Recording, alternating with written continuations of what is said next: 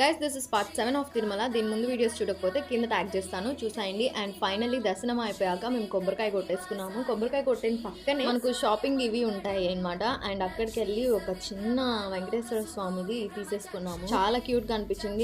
నాకు అసలు వదలాలనుకోలేదు, అందుకని చెప్పి తీసేసుకున్నాము. అండ్ చుట్టూ ప్రిమైసెస్ చూసేసుకొని అండ్ అక్కడ నుండి అలా మాడవీధుల్లో నడుచుకుంటూ వరాహస్వామి టెంపుల్ కి వెళ్ళాము. మధ్యలో ఇట్లాగా శ్రీవారి సేవ చేసుకునే వాళ్ళు అండ్ కోలాటం, అసలు ఆ విజువల్స్ అన్ని ఎంత బ్యూటిఫుల్ గా అనిపిస్తాయి అంటే అండి పొద్దున్నే. అండ్ దట్టు మాకు పొద్దున్నే ఎర్లీ మార్నింగ్ సన్ రైజ్ కూడా మాకు తిరుమలలో కొండ మీద అయింది గైస్.